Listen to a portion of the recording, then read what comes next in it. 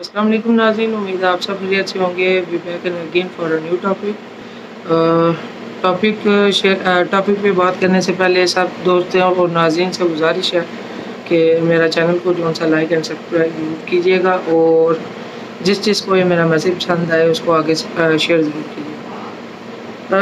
Message मेरा basically आजकल जो गवर्नमेंट ऑफ पाकिस्तान इस पे अक़लीतों पे माइनॉरिटीज़ का रोना रो रही है और अगयार से पैसे लेकर खुद को ग्रे लिस्ट से उनकी मर्ज़ी पर चल कर खुद को ग्रे लिस्ट से निकलवाने के चक्कर में पड़ी हुई है और अपना ज़मीर ब्लैक लिस्ट कर रही है। मैं उस पर बात करना चाहता हूँ।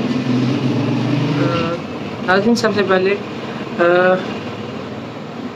जो इस्लामाबाद में पहले बात है, पाकिस्तान हमने ला इलाहा इल्लल्लाह मुहम्मद रसूलुल्लाह के नाम पर लिया है, इसमें कोई दो राय नहीं है।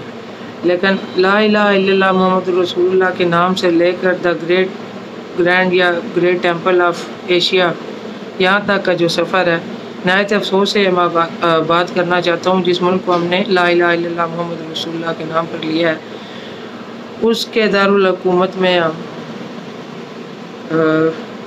मंदिर जो उनसे है और एशिया का सबसे बड़ा मंदिर हम क्लेम करने जा रहे हैं, बनाने जा रहे हैं। हुज़ूर सल्लल्लाहु अलैहि वसल्लम का इरशाद है, क़यामत तब तक काम नहीं होगी जब तक मेरी उम्मत ज़माना जालियत के काम दोहराना ले।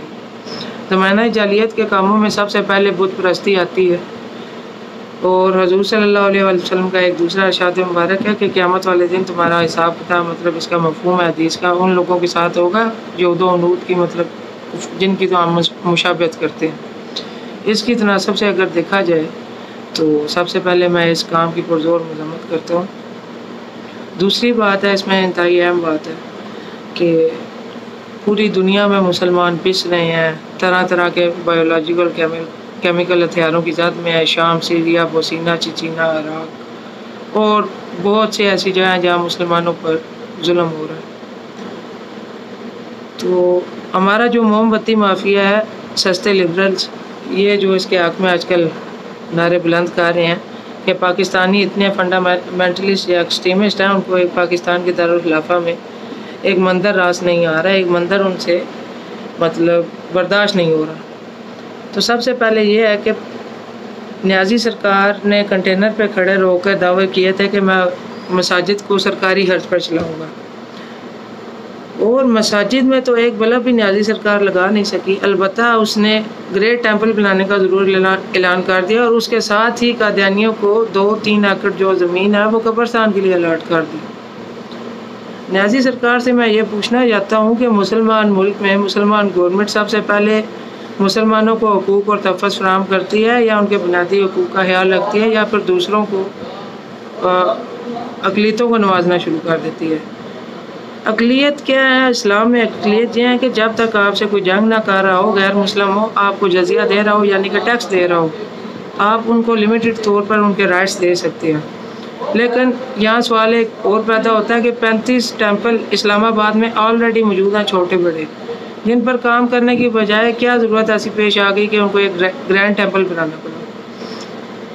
इस्लाम में अगर आप मुफ्तियान किराम के फतवे भी उठा लें तो ये देखें कि इस्लाम की तारीख़ में ऐसा है कि जहाँ अगर कुफार की इबादत गाहें बनी हुई हैं, उधर आप उनको मुस्मार नहीं कर सकते अगर आपने उन पर टेक ओवर कर लिया। लेकिन आप उनकी तमीर व मरम्मत और खर्च पर तो पैसे दे सकते हैं, लेकिन आप काफरों के लिए नए इबादत खाने, टेंपल, मंदिर या इसमें गुरुद्वारे, चर्च, ये चीज़ें आप नहीं बना सकते। दूसरी बात है नाज़रीन के हमने अल्लाह ताला का कुरान में इरशाद है कि अगर कुफार तुमसे लड़ें तो उनका पोर पोर तोड़ दो। हम क्या करने जा रहे हैं? हमारी कश्मीरी माए बहनें, उनके साथ आजकल क्या हो रहा है कि शिवसेना ने एक नस्ल कशी की मुहिम चलाई हुई है कि मुसलमान ख़वातीन को, औरतों को उठाया जा रहा है, उनके साथ रेप किया जा रहा है और ये क्लेम किया जा रहा है कि हम अपनी हिंदुओं की नई नस्ल कश्मीरी ख़वातीन से जो है वो पैदा करेंगे। ठीक है, फ़ौजी ट्रकों में उनको फिर उनकी असमत दरी करके कईयों को तो इंडिया जो है भेज दिया जाता है, स्मगल कर दिया जाता है और कई ख़वातीन को दरिया बुर्द किया जा रहा है। پاکستان کو بنے ہوئے 70 سال ہو گئے اور 70 سال سے کشمیری اپنی خود ارادیت کی جنگ خود لڑ رہے ہیں۔ تو کیا نیازی صاحب آپ جو یہ کام کرنے جا رہے ہیں، آپ نے کشمیریوں کی حق ارادیت پر ڈاکہ نہیں ڈالا؟ کیا پاکستانی قوم اور پاکستانی حکمران اتنے بغیرت ہیں کہ اس کے پڑوس میں 70 سال سے مسلمان عورتوں بچوں پر ظلم ہو رہا ہو اور ہم جو ظلم کر رہے ہیں ہندو بنیے، ہم ان کے پالشیے بن کر اپنے دارالخلافہ میں ان کا ہی ایک گرینڈ مندر بنانے کا اعلان کر دیں؟ مجھے اس بات پر عجب نہیں ہے، کیونکہ حضور صلی اللہ علیہ وسلم کا ارشاد 100% پورا ہونا تھا۔ عرب ممالک میں مندروں کی تعمیر جاری ہے، زور و شور سے جاری ہے، دبئی کا حال بھی آپ لوگ دیکھ چکے ہیں۔ لیکن نہایت قابل افسوس بات یہ ہے کہ جو اسلام آیا ہی بت شکنی کے لیے تھا، ہم نے اس کو بت فروشی میں لگا دیا۔ نیازی صاحب بغیرت انسان، آپ کو جب عقیدہ توحید کا ہی نہیں پتہ، آپ پہلے جب گورنمنٹ میں آتے ہیں پہلے ہی ہفتے آپ جا کر مزاروں پر سجدے کر رہے ہوتے ہیں، تو آپ توحید کی ایمانت سینوں میں رکھنے کی بجائے بت شکن بننے کی بجائے آپ بت فروشی ہی کریں گے۔ میں اس کام کی پرزور مذمت کرتا ہوں۔ شہید سیالوی صاحب اور جتنے بھی اور طریقوں کے علامہ ہشام علیہ زہری، علامہ ابتسام علیہ زہری صاحب جتنے بھی گورنمنٹ کے خلاف اس ایکشن پر رد عمل اپنا پیش کر رہے ہیں اور اسٹرائک کر رہے ہیں، میں ان کے بالکل ساتھ ہوں۔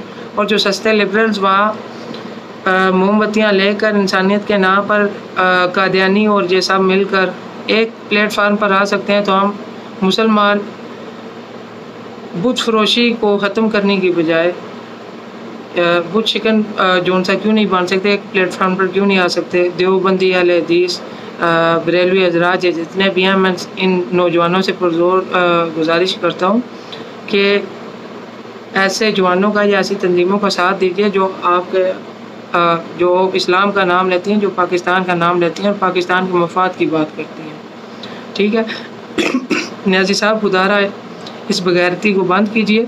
اپنے ضمیر کو بلیک لسٹ کرنے سے ہزار بہتر ہے کہ پاکستان کو گرے لسٹ میں ہی رہنے دیجیے اور اغیار کی باتوں میں آنے کی بجائے پاکستان میں صحیح معنوں میں پہلے مدینہ ثانی کی ریاست قائم کیجیے، جہاں عدل ہو، انصاف ہو، یہاں مسلمانوں کو روزگار نہیں مل رہا، رشوت سفارش کے بغیر کام نہیں ہو رہا، اور آپ نے مائنورٹیز کو ترجیح دینے، مسلمانوں کو ترجیح دینے کی بجائے مائنورٹیز کے چکر میں پڑ گئے ہیں۔ حالانکہ پاکستان وہ واحد ملک ہے جہاں مائنورٹیز کو ان کے حق دیے جاتے ہیں۔ ہم اقلیتوں کے ساتھ کھڑے ہیں، اقلیتوں کے حقوق کے لیے بولتے ہیں، لیکن ہم یہ کبھی بھی گوارا نہیں کر سکتے کہ مسلمانوں کے حقوق سلب کر کے اقلیتوں کو دیے جائیں۔ تو اور دوسری بات، نیازی صاحب آپ نے کنٹینر پہ کھڑے ہو کر بہت سلطان محمود غزنوی اور ٹیپو سلطان اور محمد بن قاسم کی مثالیں دیتے تھے۔ آپ کے منہ پر اب یہ باتیں چجتی نہیں ہیں، کیونکہ سلطان محمود غزنوی نے بت شکن اپنے آپ کو کہلوایا تھا اور تاریخ میں اپنے آپ کو ایک دفعہ پھر زندہ کیا تھا کہ ہندوؤں کو سومناتھ کا مندر اور اس میں پڑا سب سے بڑا بت توڑتے ہوئے اس نے یہ کہا تھا، جب اس کو وہاں کے گرو آئے تھے، انہوں نے کہا تھا ہم سے دولت لے لو اتنی مرضی، لیکن محمود غزنوی نے تاریخی الفاظ ادا کیے تھے کہ میں بت شکن ہوں، بت فروش نہیں۔ اسلام بت شکنی کے لیے آیا تھا، بت فروشی کے لیے نہیں آیا۔ جس چیز کو میرا میسیج اچھا لگتا ہے ناظرین آگے اس کو شیئر ضرور کیجیے۔ اپنا بہت سا خیال رکھیے گا، اپنے چھوٹوں کا خیال رکھیے گا۔ مجھے اجازت دیجیے گا۔